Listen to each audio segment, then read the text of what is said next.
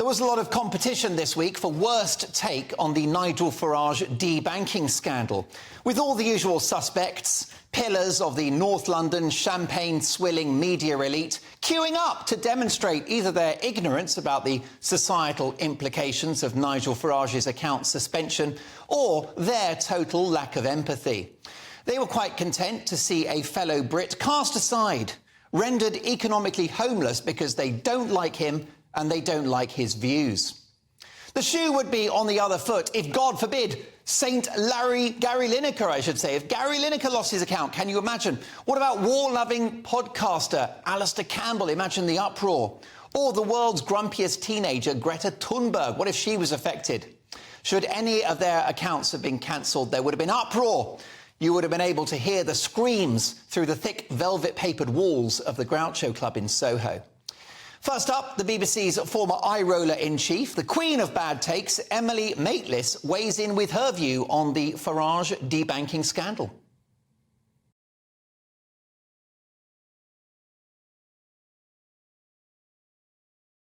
Wow, nice bit of victim blaming there. Getting debanked was all a clever ruse by Nigel Farage, it would seem.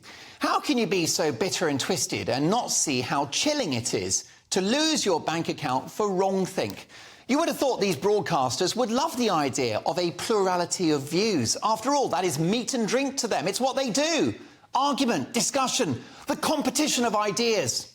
Good luck with that. It's echo chamber politics all the way now with the media elite, including the comedy writer and occasional GMB presenter Adil Ray, who tweeted, "Farage holds dangerous views that should not be allowed in any environment."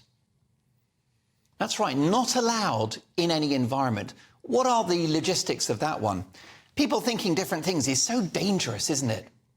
Meanwhile, enter stage left, Shadow Chancellor Rachel Reeves, who seems to take sides with the outgoing NatWest CEO. I don't like some of the, frankly, what I see as bullying attitudes towards her. She's the first female chief executive of NatWest. Oh yes, Dame Alison Rose presided over an organisation that cancelled an account based upon legally held political views. She leaked confidential financial information about an account holder to a journalist and said things that were not true. She stuck around for days on end when it was palpably clear she'd made a howler and her position was untenable. But don't be too unkind, because she's a lady, and ladies are so delicate. Haven't you seen the Barbie movie, you bigot? Dame Alison Rose might have broken the rule book in every single department and presided over a collapse in the share value of the company by almost £1 billion, but it's a price worth paying for a bit of diversity, girl power and all that. By the way, Rose may well get a multi-million-pound payoff. Well, it wouldn't be banking if it didn't reward failure, would it? What about the BBC themselves, who published the original lie about Farage being too poor for an account, under the auspices of their business correspondent Simon Jack, who seems to know Jack about accurate journalism? Where is BBC Verify when you need them? Meanwhile, Nick Robinson, a BBC lifer who joked about how few viewers GB News have, but isn't laughing now, had a pop at Farage on the Today programme this week. Take a listen.